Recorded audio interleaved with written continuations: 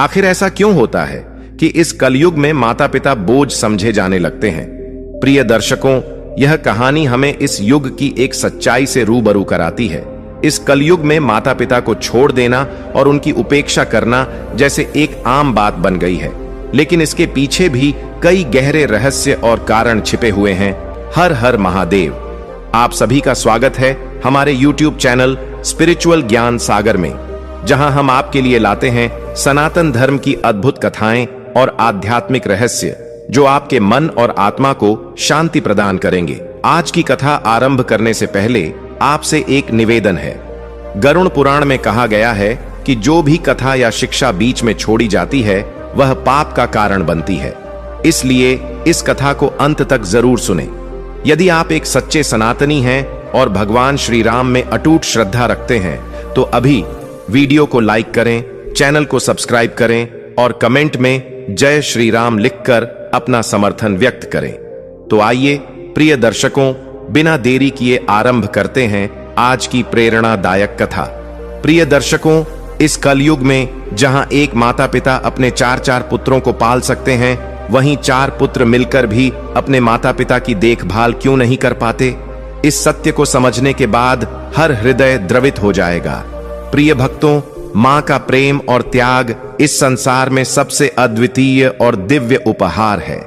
एक मां केवल अपने बच्चों को जन्म ही नहीं देती, बल्कि अपनी आकांक्षाओं, इच्छाओं और सुख सुविधाओं का त्याग कर उनके उज्जवल भविष्य के लिए अपना संपूर्ण जीवन समर्पित कर देती है। चाहे परिस्थितियां कितनी भी विकट क्यों न हो, मां अपने बच्चों के लिए हमेशा एक अटल स्तंभ बनी रहती है। लेकिन जब वही संतानें बड़ी होकर मां के बलिदान को भूल जाती हैं, तो यह समाज की एक कटु सच्चाई बन जाती है।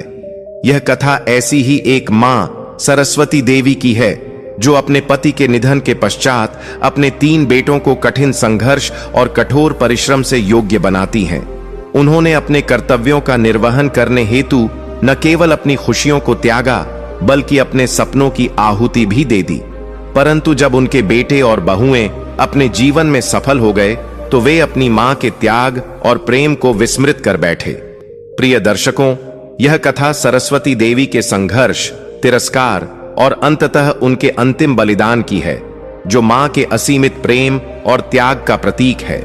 यह कहानी हमसे यह प्रश्न करती है कि क्या हम इतने स्वार्थी हो गए हैं कि अपने माता पिता का सम्मान और उनकी भावनाओं का आदर भी भूल गए हैं?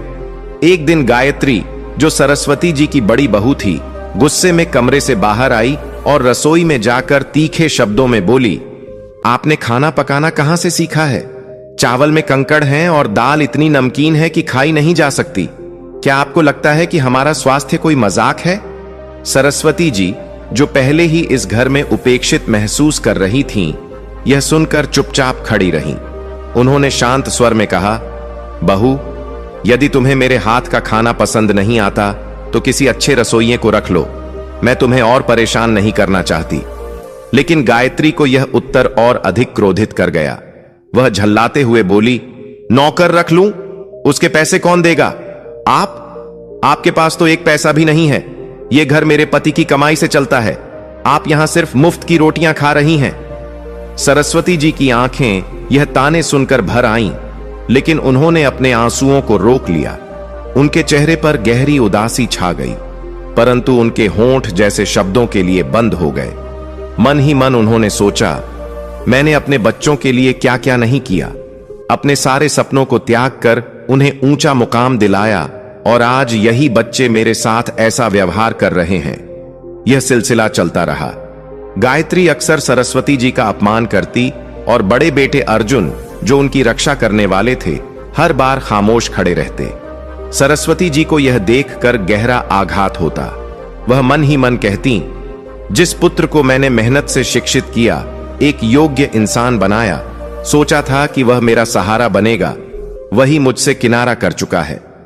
सरस्वती जी ने अपने छोटे बेटे महेश की शादी की तैयारियां बड़े ही उत्साह और उम्मीद के साथ शुरू कर दी थीं। उनके हृदय में एक छोटी सी आशा थी कि महेश की पत्नी उनके दुखों का अंत करेगी। वह सोचती थीं कि उनकी नई बहू उनके घावों पर मरहम लगाएगी, उनकी सेवा करेगी और उन्हें सहारा देगी। लेकिन जब महेश की पत्नी मीनाक्षी ने घर में प्रवेश किया तो सरस्वती जी की यह उम्मीद भी चकनाचूर हो गई। मीनाक्षी एक आधुनिक विचारों वाली युवती थी, जिसे न तो घर के कामकाज में रुचि थी और न ही सरस्वती जी के साथ रहने में। वह अक्सर सरस्वती जी के पहनावे और उनके सादगी पूर्ण जीवन शैली का मजाक उड़ाती। मित्रों, यह सत्य है कि जो व्यक्ति अपने माता पिता की सेवा नहीं करता, वह चाहे कितनी भी ऊंचाइयों पर क्यों न पहुंच जाए, उसका अंत दुर्भाग्यपूर्ण ही होता है। प्रिय दर्शकों, माता पिता का अपमान करना स्वयं ईश्वर का अपमान करने के समान है। सरस्वती जी मीनाक्षी के लिए मानो एक अनचाही जिम्मेदारी बन गई थी। मीनाक्षी अपनी आधुनिक जीवन शैली में यह बात छिपाना चाहती थी कि उसकी सास उसके साथ रहती है। एक दिन मीनाक्षी की सहेलियां घर आईं। वह बड़े गर्व से अपने घर की सजावट और अपने वस्त्रों की प्रशंसा कर रही थीं। इसी दौरान जब सरस्वती जी वहां से गुजरीं, तो उन्होंने सोचा कि मीनाक्षी और उसकी सहेलियां व्यस्त हैं, इसलिए वे चुपचाप रसोई में चली जाएंगी। उस समय मीनाक्षी ने कुछ नहीं कहा, लेकिन जैसे ही उसकी सहेलियां घर से विदा हुईं, वह सरस्वती जी पर बरस पड़ी। उसकी आवाज क्रोध और अपमान से भरी हुई थी। मां जी, आपको सामने आने की क्या जरूरत थी? मेरी सहेलियों ने आपको देखा और यही समझा कि आप हमारे घर की नौकरानी हैं। क्या आपको अंदाजा भी है कि मेरी कितनी बेइज्जती हुई है? मैं इतनी आधुनिक हूं और आप जैसी देहातिन सास के साथ रह रही हूं। आपसे एक बात याद रखिए, जब भी मेरी सहेलियां या कोई जान पहचान वाला घर आएगा, आप रसोई से बाहर नहीं आएंगी। जो भी जरूरत होगी नौकर संभाल लेंगे। सरस्वती जी ने चुपचाप यह सब सुन लिया। उन्होंने सोचा कि शायद उनका बेटा महेश अपनी पत्नी को समझाएगा और अपनी मां की इज्जत की रक्षा करेगा। लेकिन जब यह बात महेश के सामने आई, तो उसने भी अपनी पत्नी मीनाक्षी का ही समर्थन किया। महेश ने कहा, मां, मीनाक्षी ठीक ही तो कह रही है। जिस तरह आप रहती हैं, उससे आप नौकरानी से ज्यादा कुछ नहीं लगती। सरस्वती जी यह सुनकर भीतर से पूरी तरह टूट गईं। उनका हृदय बार बार यह प्रश्न कर रहा था, क्या यही वह बेटा है जिसे मैंने प्यार से पाल पोस कर बड़ा किया? क्या यही मेरा परिवार और मेरी तपस्या का परिणाम है? आहत होकर सरस्वती जी अपने कमरे में नहीं गईं। वे बरामदे में रखी अपनी पुरानी चारपाई पर जा बैठीं। ठंडी हवाएं चल रही थीं, लेकिन किसी को यह परवाह नहीं थी कि बरामदे में बैठी वृद्ध मां कैसे ठंड सह रही होगी। सरस्वती जी अपने जीवन के बीते दिनों को याद करने लगीं। उन्होंने सोचा, कभी इस घर में मुझे सबसे अधिक सम्मान और स्नेह मिलता था। मेरे पति ने मेरे लिए यह मकान बनवाया था, लेकिन आज मुझे इसी घर में रहने के लिए एक कमरे तक की जगह नहीं दी जा रही।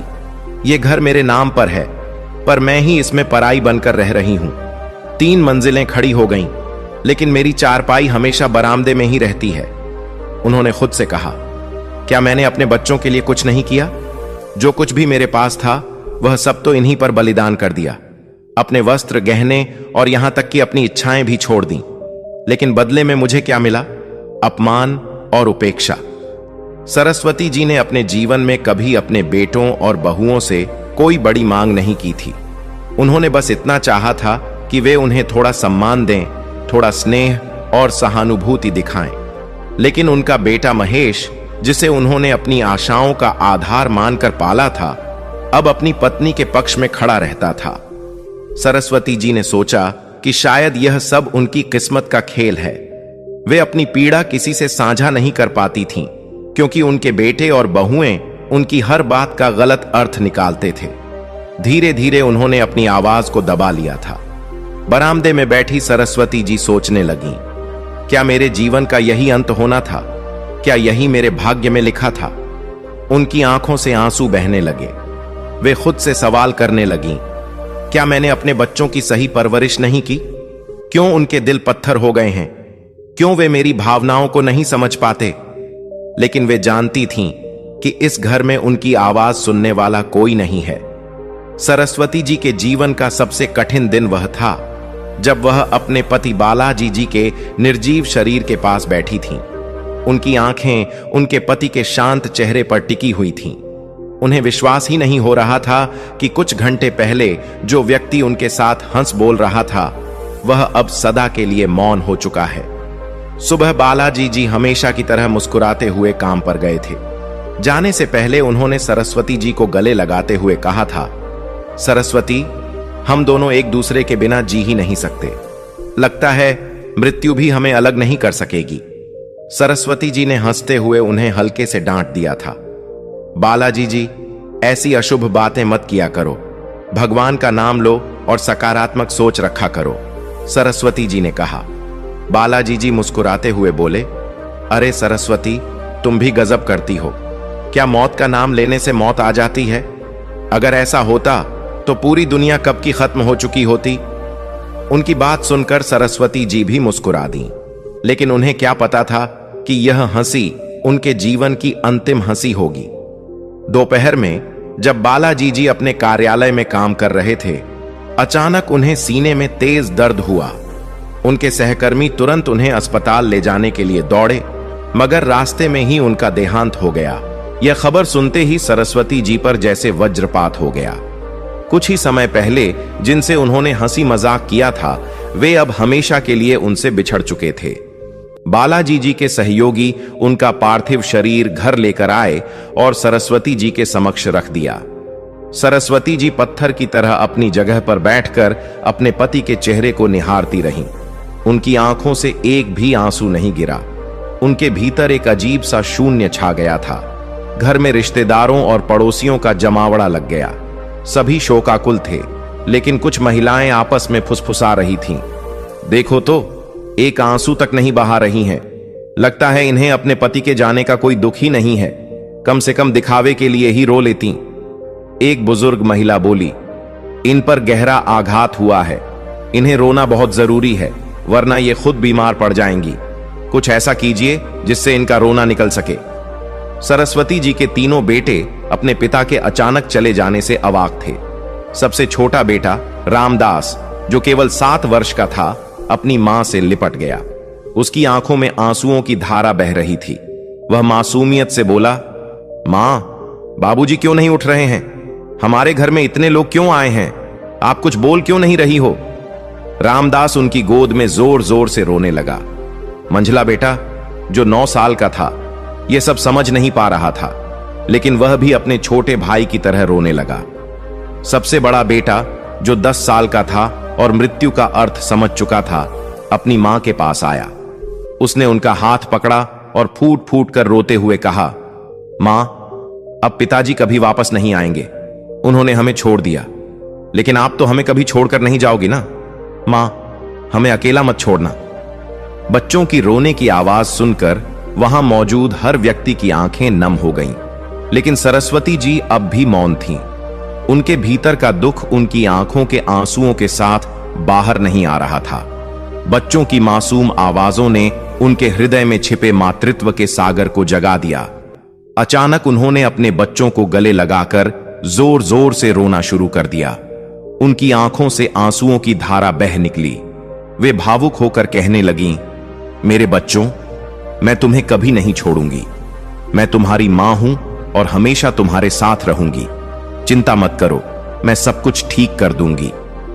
कुछ दिनों तक रिश्तेदार घर आते रहे और सांत्वना देते रहे, परंतु मदद के नाम पर किसी ने कुछ नहीं किया। सरस्वती जी के पास अब कुछ भी शेष नहीं था। उनके पति ने जो भी कमाई की थी, वह मकान बनवाने और बच्चों की पढ़ाई में खर्च हो चुकी थी। रिश्तेदारों के जाने के बाद सरस्वती जी ने अपने भीतर एक नई शक्ति को जगाने का प्रयास किया। उन्होंने सोचा, मुझे अपने बच्चों के लिए स्वयं खड़ा होना होगा, चाहे परिस्थितियां कितनी भी विकट क्यों ना हो।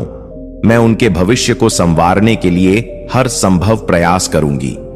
महाभारत में विदुर कहते हैं कि संकट के समय जो व्यक्ति अपने परिश्रम और विवेक से कठिनाइयों का सामना करता है, वही सच्चा कर्तव्यनिष्ठ होता है। पति की मृत्यु के बाद सरस्वती जी के जीवन में संघर्ष का एक नया अध्याय शुरू हुआ। जब उन्होंने अपने पास बचे धन का आकलन किया, तो पाया कि बैंक में केवल थोड़ी सी जमा राशि थी। उनके पति ने अपनी सारी आय मकान बनाने और बच्चों की शिक्षा में खर्च कर दी थी। सरस्वती जी ने सोचा, यह मकान हमारे लिए सब कुछ है, इसे बेचना कोई समाधान नहीं हो सकता। मुझे कोई और उपाय खोजना होगा। उन्होंने अपने भीतर की हिम्मत को जगाया और नौकरी करने का संकल्प लिया। उन्होंने अपने पति के पुराने ऑफिस में नौकरी के लिए आवेदन दिया। कई बार अनुरोध करने और अपनी परिस्थिति समझाने के बाद उन्हें वहां एक मामूली नौकरी मिल गई। चूंकि सरस्वती जी केवल 12वीं तक शिक्षित थीं, उनकी तनख्वाह भी बेहद कम थी, लेकिन उन्होंने इसे ईश्वर का आशीर्वाद मानकर स्वीकार कर लिया। सरस्वती जी प्रतिदिन सुबह जल्दी उठती, अपने बच्चों को संभालती और फिर नौकरी पर जाती। मामूली वेतन में घर का खर्च चलाना मुश्किल था, इसलिए उन्होंने नौकरी से लौटने के बाद बच्चों को ट्यूशन पढ़ाना शुरू कर दिया। वे दिन थे जब सरस्वती जी खड़ी मेहनत करती थीं, फिर भी पैसे पूरे नहीं पड़ते थे। उन्होंने अपने बड़े बेटे अर्जुन को स्कूल भेजना जारी रखा, जबकि छोटे बेटों महेश और रामदास को घर पर ही पढ़ाने का निश्चय किया। उनके पति ने अपनी मृत्यु से पहले एक छोटा सा बीमा कराया था। उनके निधन के बाद सरस्वती जी को उस बीमा से 4 लाख रुपए प्राप्त हुए। यह धनराशि उनके लिए मानो ईश्वर का प्रसाद थी। उन्होंने इस पैसे को खर्च करने के बजाय बच्चों के भविष्य के लिए बचाकर रख दिया। उनका सपना था कि उनके बच्चे पढ़ लिख कर जीवन में सफल हों और उनके पति का सपना पूरा हो। सरस्वती जी के ससुराल में कई देवर और जेठ थे, जिनके पास धन दौलत की कोई कमी नहीं थी। फिर भी किसी ने उनकी सहायता के लिए हाथ नहीं बढ़ाया। उन्होंने न तो आर्थिक मदद दी और न ही उनकी कठिनाइयों को समझा। परंतु सरस्वती जी ने कभी किसी से शिकायत नहीं की। उन्होंने ठान लिया था कि अपने श्रम से ही अपने बच्चों का भविष्य संवारेंगी। दिन रात परिश्रम करते हुए वे समय मिलने पर सिलाई का काम भी करती थीं। धीरे धीरे उनकी मेहनत रंग लाने लगी। हालांकि जैसे जैसे बच्चे बड़े होते गए, घर का खर्च भी बढ़ता गया। सरस्वती जी ने अपनी सेहत की कभी परवाह नहीं की। वे हमेशा चाहती थीं कि उनके बच्चों को पोषक आहार मिले और उनकी पढ़ाई में कोई रुकावट न आए। इस निरंतर चिंता और कठोर परिश्रम ने उनके स्वास्थ्य पर गहरा असर डाला। कभी सुंदर दिखने वाली सरस्वती जी समय से पहले ही वृद्ध लगने लगीं। कठिन परिस्थितियों के बावजूद उन्होंने अपने बच्चों की पढ़ाई में कोई कमी नहीं आने दी। उनके बच्चे पढ़ाई में होशियार थे। बड़ा बेटा अर्जुन पढ़ाई पूरी कर एक प्रतिष्ठित कंपनी में मैनेजर बन गया। मंझला बेटा महेश पुलिस विभाग में भर्ती हो गया और सबसे छोटा बेटा रामदास एक सक्षम इंजीनियर बन गया। तीनों बेटों ने अपने अपने क्षेत्र में सफलता प्राप्त की। सरस्वती जी ने अपने पति से किया हुआ वादा निभाया कि उनके बच्चे आत्मनिर्भर बनेंगे और अपने पैरों पर खड़े होंगे। अपने बच्चों की सफलता देखकर सरस्वती जी का हृदय गर्व और प्रसन्नता से भर गया। उन्होंने सोचा, हे प्रभु, मेरे त्याग और परिश्रम को सार्थक बना दिया। मेरे बच्चे सफल हो गए हैं और मैंने अपने पति की इच्छा पूरी कर दी। मित्रों, जब तीनों बेटे सफल हो गए तो उनके लिए उत्तम विवाह प्रस्ताव आने लगे। हर कोई उनके परिवार से जुड़ने की चाह रखने लगा। सरस्वती जी को लगा कि उनके जीवन की कठिनाइयों का अब अंत हो गया है। उन्होंने ईश्वर से प्रार्थना की, हे प्रभु, मेरी बहुएं मेरे जीवन में सहारा और सुख लेकर आएं। यह कहा गया है कि माता पिता अपने बच्चों को शिक्षित और आत्मनिर्भर बनाकर जीवन का सबसे बड़ा धर्म निभाते हैं। अर्जुन, जो अपने कार्यालय में काम करने वाली गायत्री से प्रेम करता था, ने जब अपनी मां को अपने फैसले के बारे में बताया तो सरस्वती जी ने बिना झिझक कहा, हे पुत्र, जो तुम्हें प्रिय है वही मेरे लिए भी प्रिय है। तुम्हें ही जीवन भर उसके साथ रहना है। यदि वह तुम्हें सुखी रखेगी तो मैं भी प्रसन्न रहूंगी। अर्जुन ने गायत्री से विवाह किया।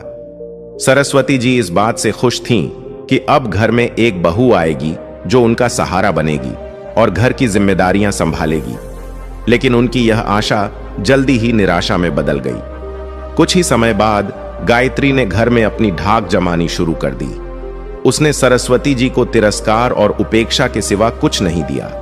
गायत्री ने सरस्वती जी के पहनावे, तौर तरीकों और कामकाज पर तंज कसने शुरू कर दिए।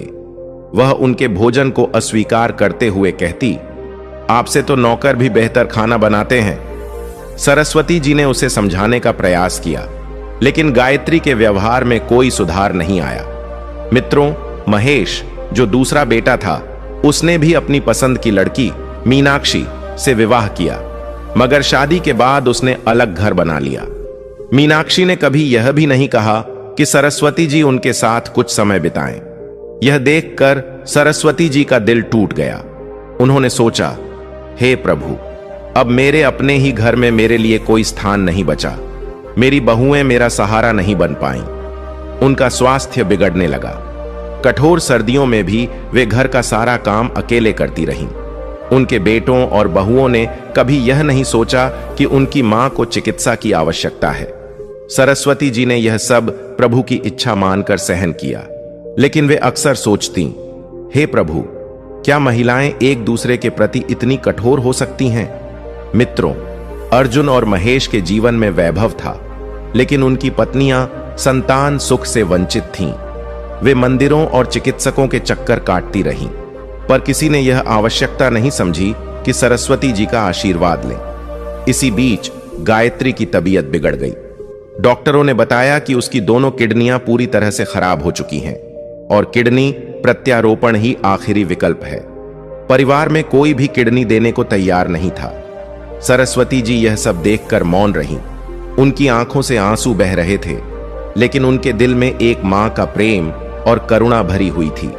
उन्होंने सोच लिया, हे प्रभु, यह शरीर भी आपने दिया है, मैं अपनी किडनी गायत्री को दान करूंगी।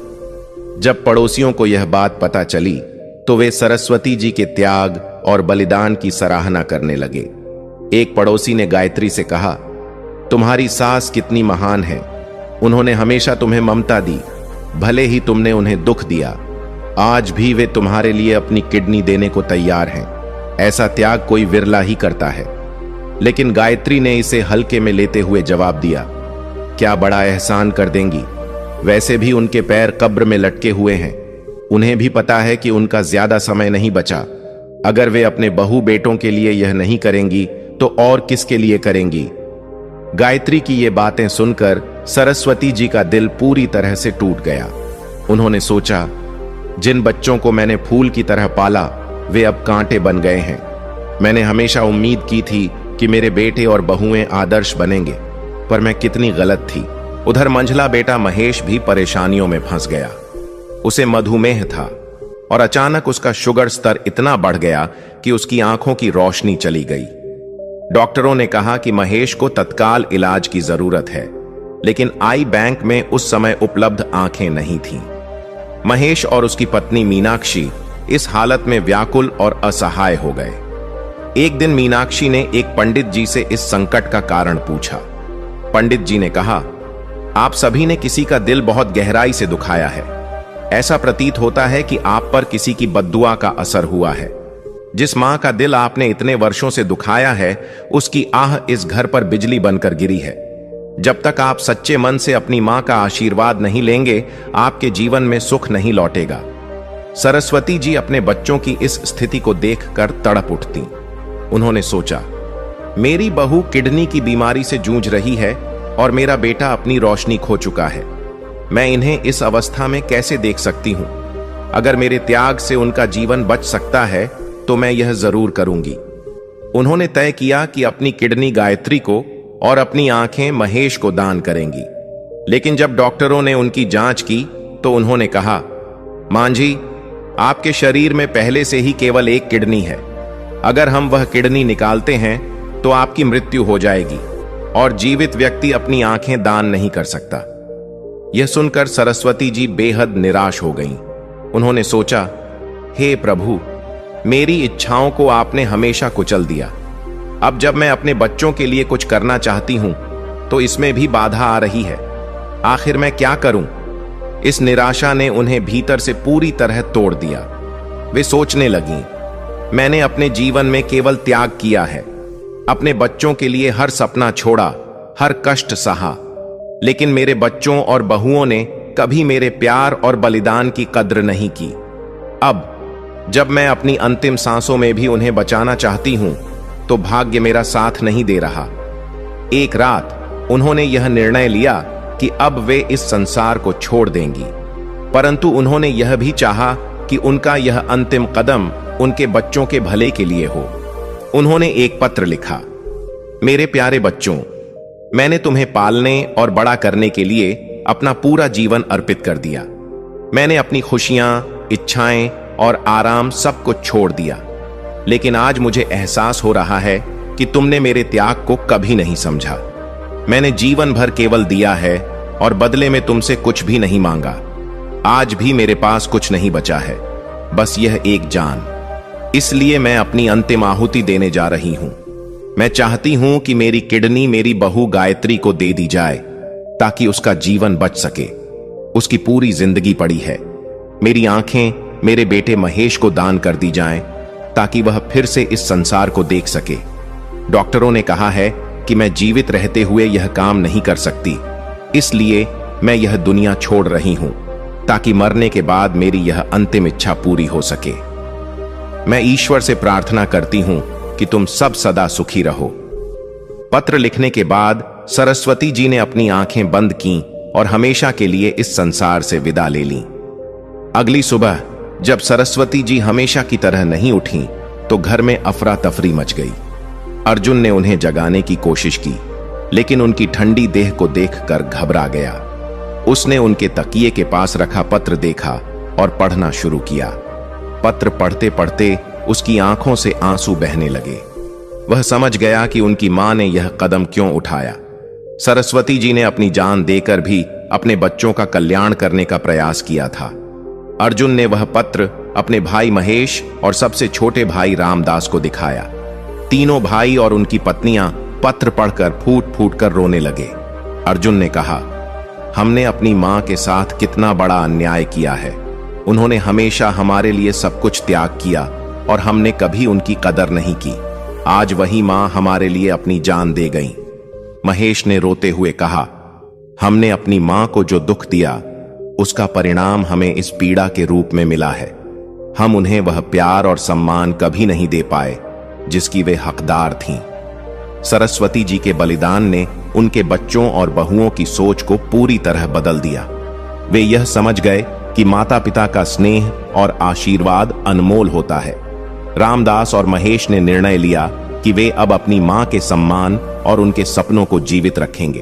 उन्होंने उनकी इच्छाओं के अनुसार गायत्री को किडनी और महेश को आंखें दिलाने का हर संभव प्रयास किया।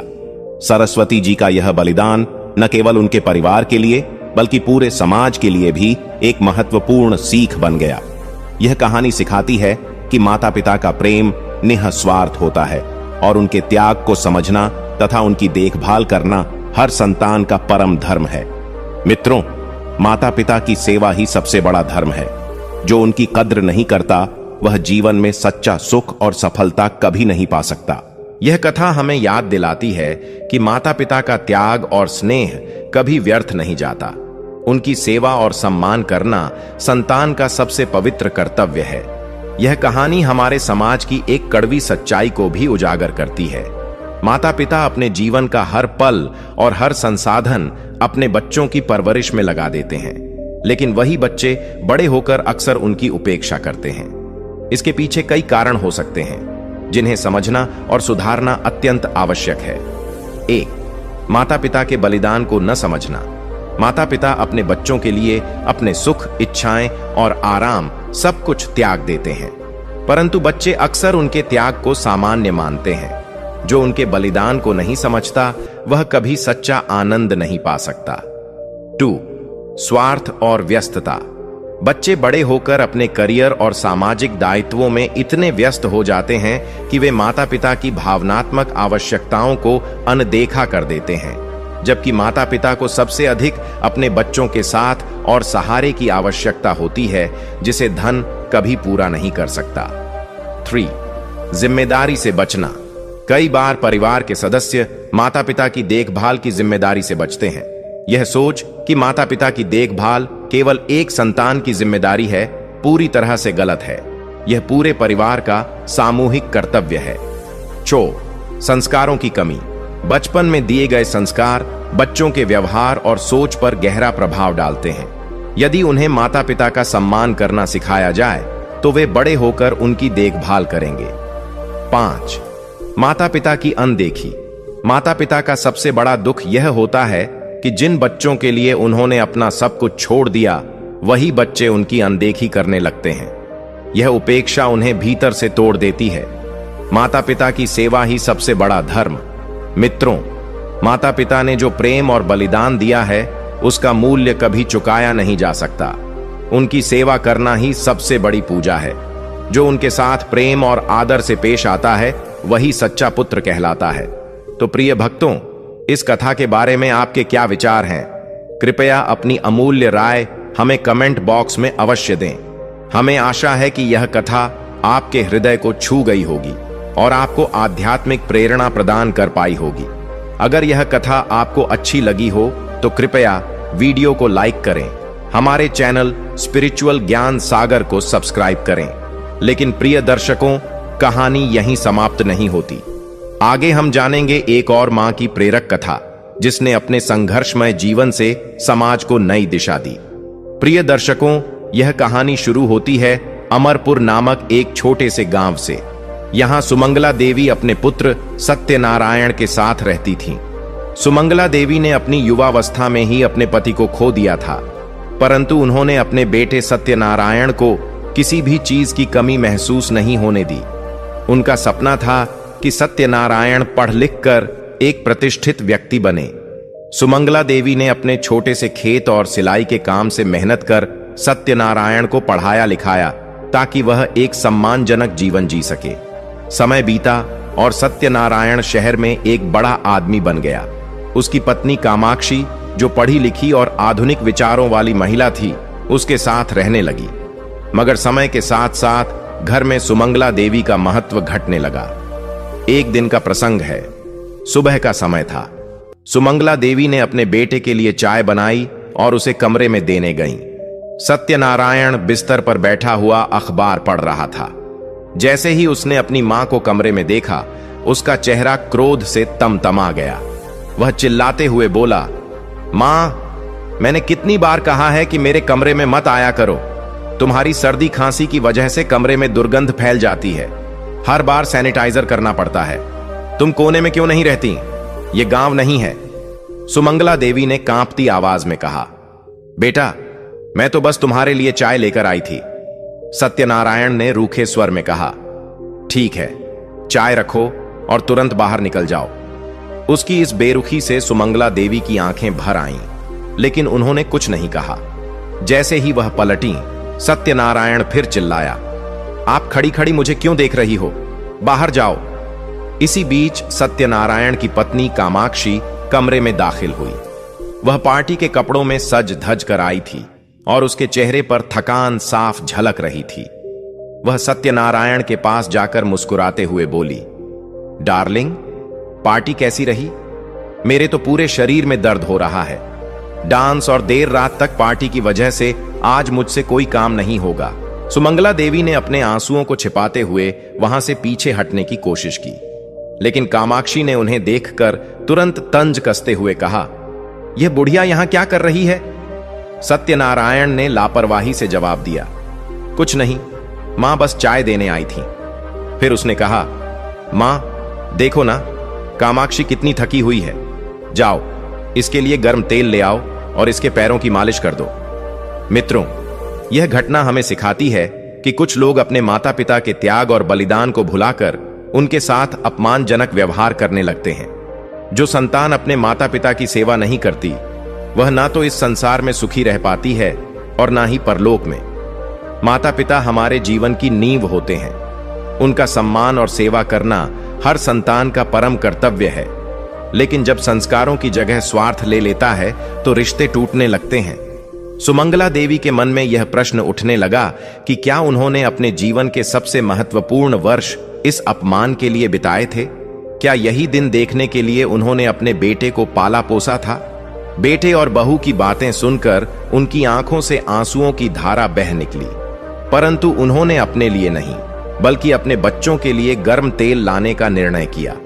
जब वे तेल लेकर कमरे में लौटीं, तो उन्होंने देखा कि कामाक्षी सत्यनारायण से हंसते हुए कह रही थी, तुम्हारी मां को समझाओ कि यह उनका गांव नहीं है।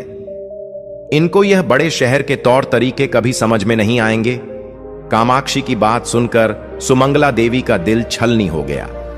वर्षों से सहा हुआ दर्द और अपमान जैसे ज्वालामुखी बनकर फट पड़ा। उन्होंने कामाक्षी के पास जाकर उसे जोरदार थप्पड़ जड़ दिया। कमरे में सन्नाटा छा गया। कामाक्षी और सत्यनारायण अवाक रह गए। गुस्से में सत्यनारायण चीख पड़ा, मां, यह आपकी हिम्मत कैसे हुई? सुमंगला देवी ने शांत रहने के बजाय उसी क्षण अपने बेटे के गाल पर भी थप्पड़ मार दिया। कांपती हुई आवाज में उन्होंने कहा, बस, अब बहुत हो गया। अब मैं तुम्हारी बदतमीजी और अपमान को और बर्दाश्त नहीं कर सकती। तुम्हें शर्म आनी चाहिए। क्या तुम्हारे मन में अपनी मां के प्रति इतनी भी इज्जत नहीं है कि मेरी उम्र का ही ख्याल कर लो? कामाक्षी आग बबूला होकर बोली, सासू मां, हद में रहिए। आप खुद को समझती क्या हैं? लेकिन सुमंगला देवी के भीतर वर्षों से दबा हुआ दुख और वेदना अब शब्द बनकर फूट पड़ा। उन्होंने कामाक्षी के गाल पर एक और थप्पड़ जड़ते हुए कहा, तुम्हारी औकात से ज्यादा मैंने तुम्हें छूट दे दी थी। ना तुम मेरी परंपरा को समझती हो, ना ही संस्कारों को। 4 किताबें पढ़कर तुमने अपनी सभ्यता तक को भुला दिया। अगर मैंने 4 और थप्पड़ मारे तो तुम्हारा यह नकली दिखावा चकनाचूर हो जाएगा। इसके बाद सुमंगला देवी ने सत्यनारायण की ओर घूरते हुए दृढ़ स्वर में कहा, और तुम क्या सोचते हो? यह बहू तुम्हारी पत्नी है, तो इसका मतलब यह नहीं कि तुम अपनी मां के दर्द और सम्मान को भूल जाओ। आज तुम मेरी चाय को संक्रमण का कारण बता रहे हो, लेकिन याद है जब बचपन में तुम्हें मलेरिया, उल्टी और न जाने कितनी बीमारियां होती थीं, तब क्या मैंने तुम्हें कभी खुद से दूर किया था? मैं रात रात भर जागकर तुम्हारी देखभाल करती थी, तुम्हारे लिए मंदिरों में मन्नतें मांगती थी, और आज उसी मां को तुमने पराया बना दिया है। सत्यनारायण और कामाक्षी चुपचाप खड़े थे। सुमंगला देवी की आंखों से आंसू बह रहे थे, लेकिन उनका स्वर अब भी अटल और दृढ़ था। उन्होंने आगे कहा, तुम लोग खुद को पढ़े लिखे समझते हो, लेकिन अगर पढ़ाई लिखाई का मतलब यही है कि बड़े होकर अपने माता पिता का अपमान करना, तो धिक्कार है ऐसी शिक्षा पर। अनपढ़ लोग तुमसे अच्छे होते हैं, कम से कम वे अपनी संस्कृति और माता पिता का सम्मान करना जानते हैं। सुमंगला देवी ने गहरी सांस ली और बोली, क्या मैंने इसीलिए अपनी जिंदगी दांव पर लगाई थी? क्या इसीलिए हर कठिनाई झेली थी कि तुम बड़े होकर मेरी इज्जत को मिट्टी में मिला दो? क्या इसी दिन के लिए मैंने तुम्हें अपने आंचल में पाला था? दर्शक बंधुओं, कमरे में एक अजीब सी खामोशी छा गई। सत्यनारायण और कामाक्षी को कुछ समझ नहीं आ रहा था कि वे क्या कहें। पहली बार सुमंगला देवी ने अपना गुस्सा जाहिर किया था। यह गुस्सा उनके वर्षों के अपमान और उपेक्षा का परिणाम था। उनके चेहरे पर उम्मीद और आंखों में दर्द से भरी दृढ़ता झलक रही थी।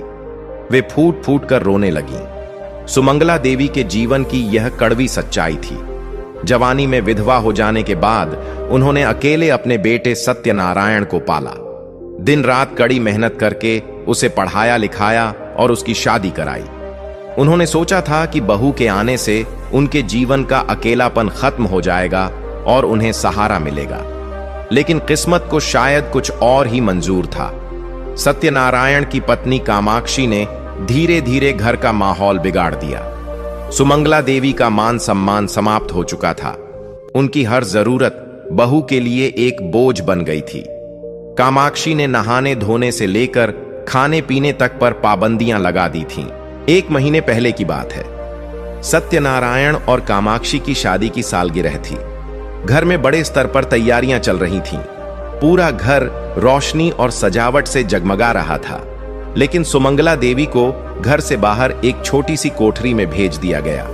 वे वहीं अपनी खटिया पर लेटी हुई आराम कर रही थीं कि अचानक दरवाजे पर एक जोरदार धक्का लगा। 2 आदमी अंदर आए और उन्हें खटिया समेत उठाकर किनारे कर दिया। सुमंगला देवी चौंक कर खाट से उठ बैठी और पूछा, यह सब क्या हो रहा है? तुम लोग कौन हो? उन आदमियों में से एक ने जवाब दिया, मांझी, हमें इस कमरे में पंखा खोलने के लिए भेजा गया है, इसलिए आपको हटाना पड़ा। सुमंगला देवी ने हैरानी से पूछा, किसने भेजा तुम्हें? उस व्यक्ति ने कहा, आपकी बहू ने। इसी बीच कामाक्षी वहां आ पहुंची। उसने गुस्से में कहा, अरे जल्दी करो, यह पंखा बरामदे में लगाना है, थोड़ी देर में मेहमान आने वाले हैं। सुमंगला देवी ने धीरे से कहा, बहू, यह पंखा क्यों हटवा रही हो? बिना पंखे के मैं यहां कैसे रहूंगी? पहले तुमने मेरा आरामदायक बिस्तर छीनकर खटिया डाल दी, जिससे मेरी कमर में दर्द बढ़ गया है। अब अगर यह पंखा भी हटा दोगी तो मैं चैन से कैसे सो पाऊंगी? कामाक्षी झुंझलाकर बोली, बुढ़िया, तुझे 3 वक्त का खाना और छत मिलती है, यही काफी है। इसके लिए भगवान का शुक्र मना। अब तुझे बिस्तर और पंखा भी चाहिए? पता भी है बिजली का बिल कितना आता है? तुझे तो कुछ करने की जरूरत नहीं, बस पड़ी रहती है। महारानी बनने की आदत मत डाल। मित्रों, सुमंगला देवी उस दिन थकी हारी अपनी खटिया पर बैठ गईं। उनके कमरे से पंखा हटा दिया गया था और गर्मी से उनकी हालत खराब हो रही थी। घर में हर तरफ रौनक थी। सत्यनारायण और कामाक्षी की शादी की सालगिरह के अवसर पर पूरा घर जगमगा रहा था, लेकिन सुमंगला देवी के हिस्से में सिर्फ एक अंधेरी कोठरी और अपमान भरी बातें आई थीं। इसी बीच रसोई में हलवाई ने कामाक्षी से कहा, मैडम, मेरा सहायक बीमार पड़ गया है। मैंने किसी और को बुलाया है, लेकिन वह थोड़ा देर से आएगा। रसोई का काम शुरू करने के लिए मुझे एक सहायक की आवश्यकता पड़ेगी। कामाक्षी ने हलवाई से पूछा, तुम्हें किस काम के लिए सहायक चाहिए? हलवाई ने जवाब दिया, सब्जी काटने, झूठे बर्तन धोने, टेबल साफ करने और पूड़ी बेलने जैसे कामों के लिए। यह सब काम अकेले करना मुश्किल है। यह सुनकर कामाक्षी मुस्कुराई और बोली, तुम चिंता मत करो, मेरे पास एक सहायक है जो यह सारे काम अकेले कर देगी। कुछ ही देर बाद कामाक्षी सुमंगला देवी के पास गई और उन्हें मजबूर करते हुए रसोई में ले गई। उसने हलवाई से कहा, यह रही तुम्हारी सहायक, अब इन्हें जो काम करवाना है बता दो। हलवाई ने जब सुमंगला देवी को देखा तो चौंक कर बोला, मैडम, ये तो काफी बुजुर्ग हैं, क्या ये इतना सारा काम कर पाएंगी? इनसे यह बड़े बड़े बर्तन उठाए भी नहीं जाएंगे। कामाक्षी ने बेरुखी से कहा, तुम अपना काम करो, इनकी चिंता मत करो, इन्हें जो कहा जाएगा ये सब कर लेंगी। इतना कहकर वह वहां से चली गई। हलवाई ने दयालु स्वर में कहा, अम्मा, यह सब्जियों का ढेर देख रही हो, इन्हें काटने का काम तुम्हें करना है, लेकिन सच कहूं, तुम्हारी उम्र देखकर मुझे यह सब कहने में अच्छा नहीं लग रहा। क्या घर में कोई और नहीं है जो तुम्हारी मदद कर सके? सुमंगला देवी ने भारी मन से उत्तर दिया, बेटा, जब किस्मत खराब हो तो हालात और उम्र से लड़ना व्यर्थ हो जाता है। यह घर कभी मेरे लिए मेला था, लेकिन अब यह केवल मेरे बेटे और बहू का घर है। मैं तो यहां पराए सामान की तरह पड़ी हूं। 2 वक्त की रोटी के बदले मुझसे हर वह काम करवाया जाता है जिसे करते करते मेरी जान निकल जाती है। हलवाई ने चौंक कर पूछा, अम्मा, क्या यह सच है कि तुम इस घर की मालकिन होकर भी नौकरानी की तरह काम कर रही हो? सुमंगला देवी ने फीकी मुस्कान के साथ कहा, मालकिन? बेटा, मैं तो एक बूढ़ी औरत हूं जो उनके लिए सिर्फ एक बोझ बन चुकी है। वे मुझ पर एहसान कर रहे हैं कि मुझे खाना और छत दे रहे हैं। हलवाई ने गहरी सांस लेते हुए कहा, अम्मा, माता पिता को लोग बुढ़ापे की लाठी मानते हैं, लेकिन यह कोई नहीं सोचता कि वह लाठी सहारा देगी या टूटकर उनके ऊपर गिर जाएगी। सुमंगला देवी ने उसकी बात पर ध्यान नहीं दिया। वे थकी हारी रसोई के कोने में बैठकर सब्जियां काटने लगीं। दिन भर की भाग दौड़ और अपमान ने उनके शरीर और मन को पूरी तरह तोड़ दिया था।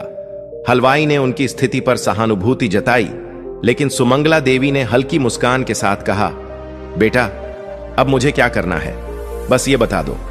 बूढ़ी हड्डियां हैं, थोड़ा धीरे धीरे कर पाऊंगी। अगर बातों में समय बर्बाद किया तो देरी हो जाएगी और तुम्हें डांट सुननी पड़ेगी। मुझे तो अपना खाना भी नहीं मिलेगा। हलवाई उनकी बात सुनकर चुप हो गया और काम में लग गया। मित्रों, थोड़ी ही देर में मेहमान आने शुरू हो गए। घर में चहल पहल और हंसी खुशी का माहौल था। सुमंगला देवी के लिए यह सब सिर्फ दूर से सुनाई देने वाली आवाजें थीं। उन्हें इस भव्य आयोजन को देखने का अवसर नहीं मिला। तभी कामाक्षी रसोई में आई और कड़क आवाज में बोली, सुनो बुढ़िया, मैंने सब मेहमानों से कह दिया है कि मेरी सास तीर्थ यात्रा पर गई हुई है, इसलिए किसी भी हालत में बाहर मत निकलना। अगर गलती से भी तेरा चेहरा दिख गया तो मुझे जवाब देना पड़ेगा। सुमंगला देवी ने सिर झुकाकर सहमति में सिर हिलाया और धीरे से बोली, ठीक है बहू, मैं बाहर नहीं आऊंगी। वह जानती थीं कि विरोध करने से कुछ भी हासिल नहीं होगा। मित्रों, आयोजन की शुरुआत हो चुकी थी। रसोई में खाना बनाने की चहल पहल मची हुई थी। हलवाई और उसके सहयोगी भोजन तैयार करने में व्यस्त थे, लेकिन सुमंगला देवी का काम समाप्त नहीं हो रहा था। वह पूरा दिन पसीने से तर होकर बर्तन साफ करती रहीं, सब्जियां काटती रहीं और छोटे मोटे काम निपटाती रहीं। हलवाई कभी कभार बाहर पंखे के नीचे आराम कर लेता, मगर सुमंगला देवी को यह भी नसीब नहीं था। उनके कमरे का पंखा भी हटा दिया गया था और वहां जाकर सुस्ताना भी उनके लिए संभव नहीं था। कई घंटे बीत चुके थे। हलवाई उनके पास आया और बोला, अम्मा, अब पार्टी समाप्त समझो, थोड़ा खाना खा लो और फिर बाहर जाकर आराम कर लेना। सुमंगला देवी को तेज भूख लगी थी। उन्होंने सुबह से एक निवाला भी नहीं खाया था, लेकिन उनके मन में डर था कि अगर बहू ने उन्हें खाते हुए देख लिया तो शायद उनके खाने पर भी पाबंदी लगा देगी। थकी हारी सुमंगला देवी ने सोचा कि थोड़ा भोजन कर लूं और बाहर जाकर कुछ पल आराम कर लूं, लेकिन बाहर भी सिर्फ गर्मी और थकावट थी। रात को जब सभी मेहमान विदा हो गए तो कामाक्षी रसोई में आई। उसने हलवाई को पैसे देते हुए कहा, यह लो तुम्हारे पैसे, अब अपना सामान समेटो और निकल जाओ। हलवाई ने निवेदन करते हुए कहा, मैडम, बर्तनों को धोने के लिए एक साबुन दे दीजिए और मेरे सहायक को थोड़ा कुछ खाने को भी दे दीजिए, वह सारे बर्तन साफ कर देगा। कामाक्षी ने नाराजगी से कहा, किसी और को कुछ नहीं दूंगी। बर्तन धोने के लिए मेरे पास पहले से ही यह बुढ़िया है, मैं मुफ्त में किसी को पैसे क्यों दूं? और खाने की बात है तो जो बचा है वह तुम लोग ले जाओ, इससे ज्यादा कुछ नहीं मिलेगा। हलवाई ने गहरी सांस लेते हुए कहा, मैडम, इतने बड़े बड़े बर्तन ये बेचारी अम्मा कैसे धोएगी? इनसे तो ये बर्तन हिलाए भी नहीं जाएंगे। पार्टी में इतने पैसे खर्च किए हैं तो थोड़ा और खर्च कर लो, इससे क्या फर्क पड़ेगा? कामाक्षी गुस्से से बोली, तुम्हें बड़ी फिक्र है इस बुढ़िया की। देखो, तुम्हें तुम्हारे पैसे मिल चुके हैं, अब यहां से चलते बनो। हलवाई ने चुपचाप अपने सहायक को इशारा किया और बचा हुआ खाना समेटने को कहा। जाते जाते उसने दया भरी नजरों से सुमंगला देवी को देखा। उसके मन में विचार आया, इतने त्याग और प्रेम के बाद भी एक मां अपने बेटे और बहू के घर में इस हाल में जी रही है। सुमंगला देवी ने हलवाई की नजरों को देखा, मगर कुछ नहीं कहा। वह चुपचाप अपना काम करती रहीं। यह उनका रोजमर्रा का हाल था और अब उन्हें शायद इसकी आदत हो चुकी थी। पार्टी समाप्त हो चुकी थी। दिन भर की थकावट से चूर सुमंगला देवी रसोई के कोने में जाकर बैठ गईं, मगर उनके लिए आराम का वक्त नहीं आया था। तभी कामाक्षी फिर रसोई में पहुंची और कठोर स्वर में बोली, सुनो बुढ़िया, अभी काम खत्म नहीं हुआ है। यह सारे बर्तन तुम्हें ही धोने हैं। थोड़ी देर में लोग इन्हें लेने आएंगे। इसके बाद यहां की सफाई भी करनी है। जल्दी जल्दी काम शुरू करो। सुमंगला देवी ने धीमे स्वर में कहा, बहू, मुझे बहुत तेज भूख लगी है। सुबह से कुछ भी नहीं खाया। पहले कुछ खाने को दे दो, फिर ये सारा काम कर दूंगी। कामाक्षी ने गुस्से में आंखें तरेड़ते हुए कहा, पहले सारा काम खत्म करो, फिर खाना मिलेगा। मुझे पता है, अगर पहले तुम्हें खाने दिया तो तुम सुस्त पड़ जाओगी और काम में देर करोगी, इसलिए पहले काम निपटाओ। सुमंगला देवी के लिए अपमान और थकावट सहना बेहद कठिन हो रहा था। सुबह से उन्होंने कुछ भी नहीं खाया था, मगर बहू से और कुछ कहने की हिम्मत नहीं जुटा पाई। उनके आंसू चुपचाप गालों पर बह निकले। उन्होंने बर्तन समेटने शुरू कर दिए। बर्तन धोते समय उनका हाथ एक बड़े पतीले के ढक्कन पर गया। जैसे ही उन्होंने ढक्कन उठाया, उनकी आंखें हैरानी से भर गईं। पतीले के अंदर मिठाई, गाजर का हलवा, पनीर की सब्जी और चटनी रखी हुई थी। यह देखकर उनकी आंखों में खुशी के आंसू छलक पड़े। वह समझ गईं कि यह हलवाई की कृपा थी। जाते जाते उसने उनके लिए ये चीजें छोड़ दी थीं। सुमंगला देवी ने मन ही मन हलवाई को आशीर्वाद दिया और जल्दी जल्दी खाने लगी। कुछ खाकर उन्हें थोड़ी राहत मिली, लेकिन थकावट अब भी बाकी थी। बड़े बड़े बर्तनों को धोते वक्त उनका शरीर थकान से चूर हो गया था। बर्तनों के बीच झुकी हुई सुमंगला देवी को देखकर उनका बेटा सत्यनारायण, जिसे अब शहर में लोग सत्यनारायण बाबू कहने लगे थे, रसोई में आया। उसने अपनी मां को देखा और व्यंग्य भरे स्वर में बोला, क्या बात है मां, जरा और मेहनत करो। खाती तो इतना हो, फिर ताकत कहां चली जाती है? आखिर काम में इतनी ताकत क्यों नहीं लगती? सुमंगला देवी ने काम रोककर अपने बेटे की ओर देखा। उनके चेहरे पर पीड़ा और वेदना साफ झलक रही थी। उन्होंने धीमे स्वर में कहा, हां बेटा, खाती तो बहुत हूं, पर खाना नहीं बल्कि अपमान, गालियां और ताने। ये कहते कहते उनकी आंखों से आंसू बह निकले। उन्होंने रोते हुए कहा, लोग अपने बच्चों को बुढ़ापे का सहारा मानते हैं, मन्नतें मांगते हैं कि उनके बच्चे बड़े होकर उनका सहारा बने, मगर कौन जानता है कि वह सहारा देने के लायक होगा या हमें तोड़ देगा। मित्रों, सत्यनारायण ने उनकी बातों को अनसुना कर दिया और बाहर चला गया। सुमंगला देवी ने अपने आंसू पोंछे और चुपचाप अपने काम में लग गईं। उनकी आंखों में उदासी थी, लेकिन वह कुछ बोल नहीं सकी। 4-5 दिन बाद की बात है। सुमंगला देवी आंगन में झाड़ू लगा रही थीं और कामाक्षी वहीं बैठकर श्रृंगार कर रही थी। उसी समय हलवाई वहां आ पहुंचा। उसे देखकर कामाक्षी चौंकी और बोली, क्या बात है, तुम यहां क्यों आए हो? हलवाई ने विनम्रता से जवाब दिया, मैडम, उस दिन मेरी एक कड़छी यहीं छूट गई थी, शायद वह यहीं कहीं होगी, उसे लेने आया हूं। कामाक्षी ने तुनकते हुए कहा, ठीक है, जाओ रसोई में ढूंढ लो, लेकिन ध्यान रखना ये बुढ़िया तुम्हारे साथ जाएगी, कहीं ऐसा ना हो कि हमारा कोई सामान तुम अपने साथ ले जाओ। हलवाई ने गंभीर नजरों से सुमंगला देवी की ओर देखा। बिना कुछ कहे वह चुपचाप हलवाई के साथ रसोई में चली गई। रसोई में पहुंचते ही हलवाई ने कहा, अम्मा जी, मैं तो यहां कड़छी के बहाने आया हूं, असल में बात कुछ और है। उस दिन तुम्हारा रसोई का काम देखकर मैं हैरान रह गया था। इस उम्र में भी तुम इतनी निपुणता से सब्जियां काटती हो और खाना बनाती हो, जैसे तुम्हारे अंदर कोई खास हुनर हो, और तुम्हारी बनाई खीर का तो कोई मुकाबला ही नहीं था। उसी खीर ने मुझे यहां खींच लाया है। सुमंगला देवी ने हलवाई की बात सुनकर हैरानी से पूछा, बेटा, तुम कहना क्या चाहते हो? हलवाई ने मुस्कुराते हुए कहा, अम्मा, मैं तुम्हारे लिए एक मौका लेकर आया हूं। शहर के सबसे बड़े सेठ के पोते का अन्नप्राशन है। अगर तुमने वहां वैसी ही खीर बना दी तो यकीन मानो तुम्हारी जिंदगी बदल जाएगी। लोग तुम्हें पहचानने लगेंगे और तुम्हें अच्छा पैसा भी मिलेगा। सुमंगला देवी ने गहरी सांस लेते हुए कहा, बेटा, यह सब कहने में जितना आसान लगता है उतना करना बड़ा कठिन है। मैं यहां से बाहर कैसे निकल सकती हूं? मेरे बेटे और बहू ने मुझे कैद करके रखा है। अगर उन्हें पता चल गया कि मैं बाहर काम कर रही हूं तो वे मुझसे और ज्यादा काम करवाएंगे। नहीं बेटा, तुम रहने दो, मैं अब अपनी हालत से समझौता कर चुकी हूं। हलवाई ने गंभीरता से कहा, अम्मा, क्यों इस गुलामी में फंसी हुई हो? अगर तुम खुद कमा सको तो किसी पर निर्भर रहने की जरूरत ही नहीं पड़ेगी। यह मौका मत छोड़ो। सोचो, अगर तुमने यह काम कर लिया तो तुम्हें किसी के सामने हाथ फैलाने की जरूरत नहीं पड़ेगी। यह लो मेरा नंबर, जब भी मन बने मुझे फोन कर देना।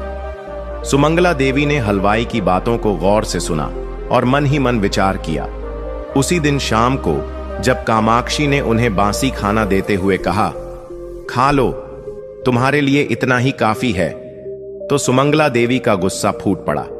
उन्होंने वह खाना वापस रसोई में रख दिया और मन में ठान लिया कि अब उन्हें अपनी स्थिति बदलनी होगी।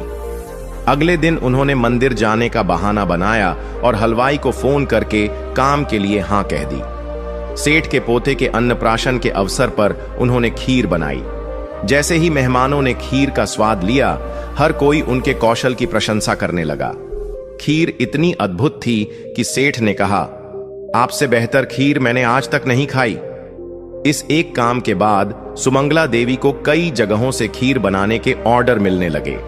अब वह अक्सर मंदिर जाने का बहाना बनाकर हलवाई के साथ काम पर जाने लगीं। उनकी मेहनत और कला ने उन्हें पूरे शहर में मशहूर कर दिया।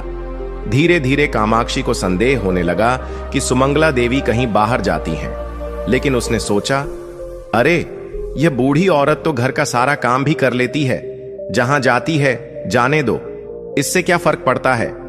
इस बीच सुमंगला देवी धीरे धीरे अपने पैरों पर खड़ी हो रही थीं। कुछ महीने बीत गए और अब वह न केवल सम्मान कमा रही थीं, बल्कि अपनी छोटी छोटी जरूरतें भी खुद पूरी करने लगी थीं। एक दिन सत्यनारायण घर पर आया और कामाक्षी से बोला, सुनो, व्यापार में भारी नुकसान हो गया है। अगर ऐसा ही चलता रहा तो हमें यह घर बेचना पड़ेगा। कामाक्षी घबरा गई और बोली, घर बेचकर हम कहां जाएंगे? सत्यनारायण ने कहा, मैंने एक किराए का मकान देख लिया है, वहां हम दोनों रहेंगे और इस बुढ़िया को आश्रम में छोड़ देंगे। इस तरह खर्च कम हो जाएगा। आखिर इस पर कब तक बोझ उठाऊंगा। मित्रों, दोनों ने मिलकर यह फैसला कर लिया। कुछ दिनों बाद सत्यनारायण ने अपनी मां से कहा, मां, तुम्हें आश्रम में छोड़ने का समय आ गया है। यह घर मैंने बेच दिया है। अब हम किराए के मकान में रहेंगे और मैं तुम्हारा बोझ और नहीं उठा सकता। तुम्हारी वजह से मेरा व्यापार डूब गया है। तुम बहुत मनहूस हो। सुमंगला देवी ने बेटे की बातें सुनी। उनकी आंखों में आंसू भर आए, मगर उन्होंने अपने आंसुओं को छिपाते हुए शांत स्वर में कहा, ठीक है बेटा, तुम जैसा चाहो वैसा करो, लेकिन मुझे 15 दिन का वक्त दे दो। मैं अपने रहने का इंतजाम कर लूंगी, फिर खुद यहां से चली जाऊंगी। सत्यनारायण ने सोचा, चलो, ये खुद ही चली जाएगी तो अच्छा है, मुझ पर कोई उंगली भी नहीं उठाएगा। लेकिन मित्रों, सुमंगला देवी ने अपने भीतर के दर्द को दबाकर इन 15 दिनों में खुद को और मजबूत करने का संकल्प लिया। मन में अब केवल एक ही विचार था, अपने पैरों पर खड़ा होना और अपना आत्मसम्मान वापस पाना। कहते हैं कि आत्मनिर्भरता ही सच्चा सम्मान दिलाती है। जब तक आप दूसरों पर निर्भर हैं, तब तक अपमान सहने को मजबूर हैं। सत्यनारायण और कामाक्षी के व्यवहार से आहत सुमंगला देवी ने अपनी कठिन परिस्थितियों को अपनी ताकत बना लिया। उन्होंने छुप छुप कर लोगों के घरों में खाना बनाने का काम शुरू कर दिया। जहां भी जाती, उनके बनाए भोजन की तारीफ होती, उनकी खीर और देसी खाने की खूब सराहना की जाती। धीरे धीरे उन्हें और अधिक ऑर्डर मिलने लगे, जिससे उनकी आर्थिक स्थिति बेहतर हो गई। हर सुबह सुमंगला देवी गले में एक झोली डालकर और हाथ में डंडा लेकर घर से निकलती, ताकि सत्यनारायण और कामाक्षी को लगे कि वह भीख मांगकर अपना पेट भर रही हैं। सत्यनारायण और कामाक्षी इस पर ध्यान नहीं देते थे। वे सोचते, चलो, इससे पीछा छूटा, अच्छा हुआ। एक दिन हलवाई ने सुमंगला देवी को बताया, अम्मा, विदेश में एक बड़ा कार्यक्रम हो रहा है। वहां देश विदेश के लोग अपने अपने पारंपरिक व्यंजन बनाएंगे। जिसका खाना सबसे अधिक पसंद किया जाएगा, उसे 1 करोड़ रुपए का पुरस्कार मिलेगा। यह सुनकर सुमंगला देवी की आंखों में उम्मीद की चमक आ गई। उन्होंने हलवाई से कहा, मेरे कागजात तैयार करवा दो। निर्धारित दिन पर सुमंगला देवी रोज की तरह झोली में कुछ कपड़े रखकर भीख मांगने के बहाने घर से निकली और हलवाई के साथ फ्लाइट पकड़कर विदेश रवाना हो गईं। मित्रों, 2 दिन बाद आयोजन शुरू हुआ। वहां हर कोई अपने अपने तरीके के पकवान बना रहा था। सुमंगला देवी ने 4 ईंटों का चूल्हा जमाया और सरसों का साग, मक्के की रोटी, खीर और पुए तैयार किए। शुरुआत में किसी ने उनके स्टॉल पर ध्यान नहीं दिया, लेकिन जैसे ही किसी ने उनके बनाए सरसों के साग और खीर का स्वाद चखा, उनके व्यंजन की तारीफ होने लगी। कुछ ही देर में उनके स्टॉल पर भीड़ उमड़ पड़ी। जब परिणामों की घोषणा हुई तो सुमंगला देवी को 1 करोड़ रुपए का पुरस्कार दिया गया। पूरा हॉल तालियों से गूंज उठा। सुमंगला देवी की आंखों में खुशी और गर्व के आंसू छलक पड़े। साथ ही उन्हें वहां रहने की सुविधा भी दी गई। सुमंगला देवी ने तय किया कि अब वह विदेश में ही रहेंगी। उन्हें पता था कि अगर वह वापस गईं तो सत्यनारायण और कामाक्षी उनकी मेहनत पर कब्जा कर लेंगे। उन्होंने हलवाई के साथ मिलकर विदेश में एक रेस्टोरेंट खोला जो देसी खाने के लिए मशहूर हो गया। उनका नाम अखबारों और टीवी चैनलों में आने लगा। धीरे धीरे लोग उनकी प्रेरणादायक कहानी जानने लगे। एक दिन सत्यनारायण का बेटा सोनू टीवी देख रहा था। उसने गलती से चैनल बदल दिया और वहां सुमंगला देवी का साक्षात्कार प्रसारित हो रहा था। सोनू खुशी से चिल्लाने लगा, अरे दादी, दादी, देखो, दादी टीवी पर आ रही हैं।